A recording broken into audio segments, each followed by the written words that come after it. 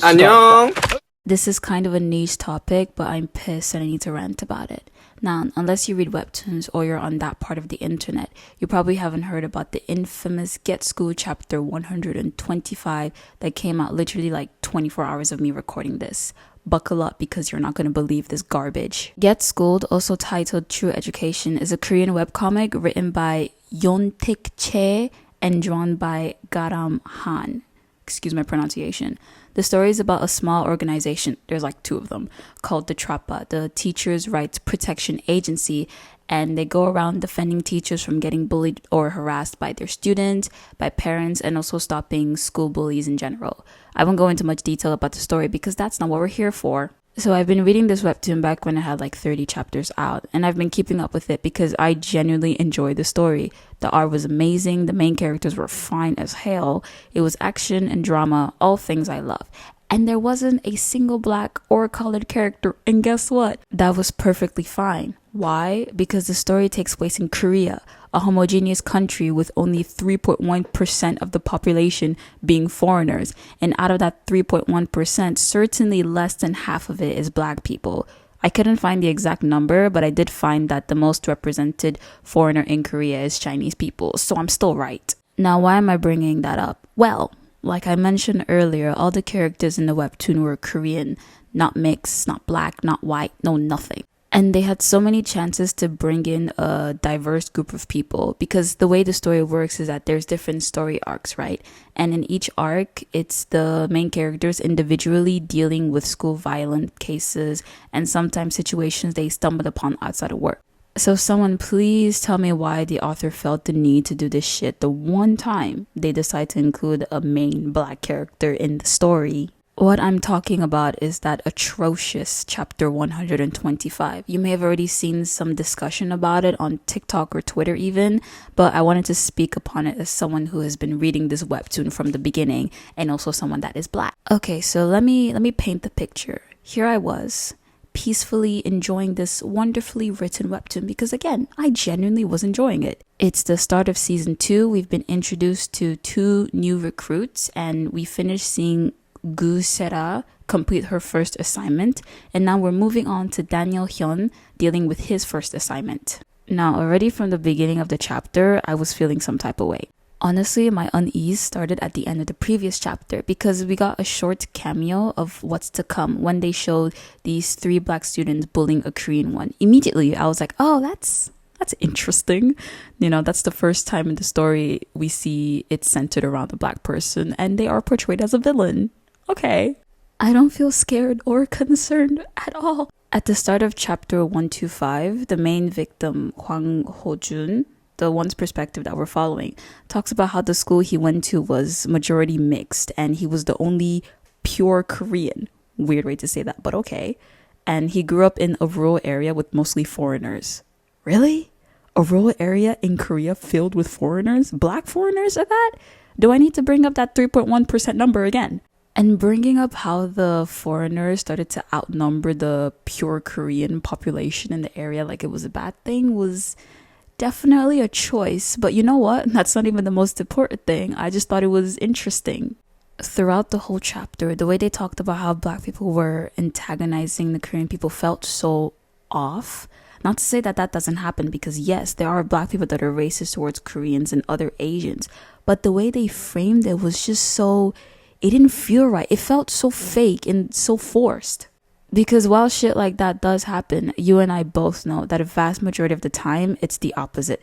So the author choosing to show this small portion of reality was very telling of how they view the real world, especially when it comes to how they really think about black people. And just when I thought it couldn't get any worse, when I just believed that this would be yet another story showing black people to be the villains and the antagonizers, the new recruit, Daniel Hyun, dropped this gem, this absolute gem of a phrase. Yes, amazing. Let's clap for him, guys. Let's give him a round of applause for this show of heroism. Apparently, when he said that he was against violence, he only meant physical violence because there's so much blood behind this one word, more than you and I can even understand. And I'm not here to tell you why non-black people shouldn't be saying the N-word. Google is free. You can research about it if you care. Honest to God, what was the reason? Actually, I do know the reason. Straight up anti-blackness. The author just wanted to justify using the worst racial slur in history. Yes, I said the worst. Because no matter what, no matter the context, people will always try to justify their hatred towards black people.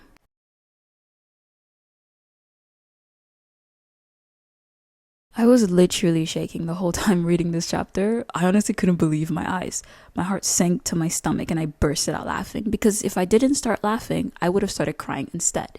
It was extra shitty because it felt like some sick joke because I experienced this shit walking into a classroom and being obviously so different from everyone else. Luckily, I wasn't straight up bullied like Hunjun, at least not physically, but that level of isolation and being the outcast, it does something to a person. So seeing it flip like this when the author knows damn well that it is far from the whole truth was quite disturbing. Anyways, this isn't a story time, so I won't say more on that. Now, even just looking at the way they were drawn, it's so clear what the message was. Lee Mok-hyun, I don't know if that's how you pronounce it. I'm just going to call him Lee. Lee, the main bully, is mixed with black, and they choose to draw him straight up ugly, you know? The hairstyle alone is absolutely criminal. Tell me you don't know how to draw black people without telling me you don't know how to draw black people. Like, bro, you do realize that we have textured hair, right? Come on. And one could reason with this by saying, oh, but all the villains were drawn super ugly and unattractive. Not all of them. Not all of them. Meanwhile, the new recruit Daniel, our white savior of the day, he's half white, half Korean, is drawn like your textbook pretty boy and even described to be handsome. The moment he walked into the classroom, the girls were already crushing on him and being like, oh my god, he's totally my type. I could honestly do a whole video analysis on just this one point alone because the way that black people are always drawn to be just the most unattractive character because they have a wider nose or bigger lips. Like, why is that seen as such an unattractive thing? The way these Eurocentric features have such a chokehold in so many parts of the world is so annoying. Quick tangent as well, but this is why Spider-Verse, like the animated one, has such a special place in my heart because when the second movie came out, it was so amazing to see how many people were thirsting over Spider-Punk because it's basically never often. Like, you don't really see people simping after black characters that much that still have this wider nose and big lips because all throughout media it's constantly shown to be this unattractive and undesirable feature to have, even though I literally just grew like this. But moving on. Now, maybe you're asking, what's the big deal? It's just fictional. Well, unfortunately, it's not just fictional in this situation. The existence of Trappa is fictional because in what world would an organization like that exist that can just beat people up without any consequences?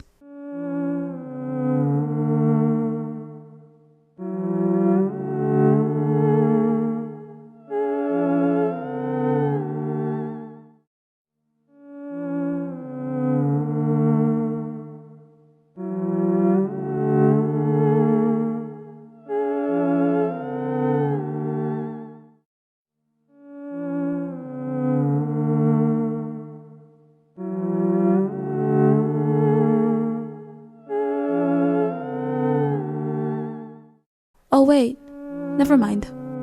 Back to my point. So many people have read this story. I wanted to check how many reads it has on Webtoons, but it's no longer available. Well, if it isn't the consequences of your actions. Anyways, trust me, it had like a couple million reads. It was really popular. So out of those couple million, I bet you a shit ton of them are anti-black. And I'm not just talking about the full-on racist. I'm talking about the ones that wouldn't be friends with black people or date us or hang out with us or would be extra cautious around us solely based on the reason of us being black. Even though throughout history, black people were not the villains. We weren't the ones that colonized 90% of the world. And we weren't the ones that started literal world wars. That was never us. So where is all this animosity coming from? But anyways, those anti-black people will see this chapter and that will fuel their hatred for us even more. Oh, look at these Negroes being racist to the pure Koreans. That's why I never liked them in the first place. They're all they're all the same. Whether or not they're conscious about it, they're just justifying their anti-blackness. I mean, look at these comments from the chapter. Great. I feel fantastic. And I also wanted to quickly look at the apology letter that the creators posted.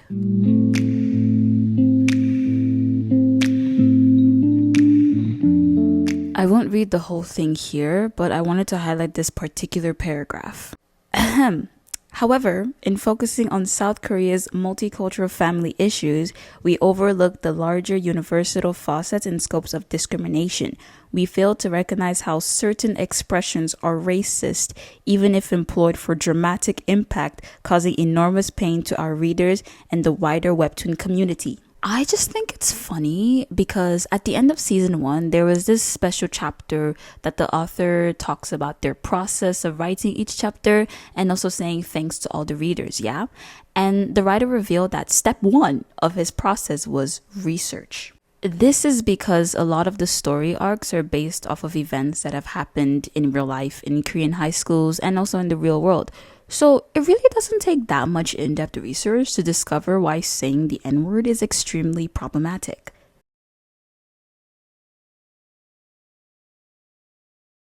So I call bullshit. And also the fact that they wanted to do all this shit for dramatic effect. Like, you could have literally done and said anything else. You see, pretty much everyone in the world over the age of like 10 knows that saying the N-word is harmful. But the thing is, they don't care. And that's just the truth. They don't give a fuck. So whenever I see things like this, or I see white influencers or K-pop idols apologize for saying the N-word because they didn't know any better, I don't take it seriously. You're not a fucking idiot, you know. You just don't care. And let's be honest, you're only apologizing because you're getting dragged. You know the funniest thing? This isn't the first time, and it's not going to be the last time something like this happens. I just really don't understand the reason. Like, what was really the point? Like, actually. I get them wanting to talk about discrimination in society, but you really chose to jump through all these hoops and mountains to show black people in such a negative light. Like, I just find it hard to believe that you're getting racially discriminated in your own damn country. Take a train for 20 minutes anywhere, and everywhere you turn, there will be Koreans just like you, bro. Like, y'all know damn well it's the opposite that happens, but you're just too scared to unpack your colorism and your anti-blackness and your whatever. I was really having fun reading the story. A lot of us were. It was deadass one of my top webtoons, and I was so excited for new chapters to come out. And then reading this chapter felt like getting woken up by a bucket of ice cold water getting dumped on you. A painful reminder of how majority of different societies sees black people. Yeah, the webtoon was removed from US platforms apparently, and I think also the one in UK because I can't access it anymore on Webtoon. But I believe it's still up on the Korean platform. I mean, even if they remove it, I personally don't even care anymore. It should have never happened in the first place. Like, doesn't Webtoon review each chapter before publishing it? They must have seen that shit, but they still let it fly. As for the apology, I don't believe that shit at all. It's just words to me. Unless their actions start showing me different, everything they say is like a fairy tale. Anyways, that's all I had to say. Here's a webtoon recommendation that's similar to Get Schooled in terms of the action and fighting themes that I'm currently reading. And here's another And here's another recommendation that I saw from someone else on Twitter that I plan to start reading too. Yep, that's it for this video. Like, subscribe, whatever. I need to go untrigger myself. Bye.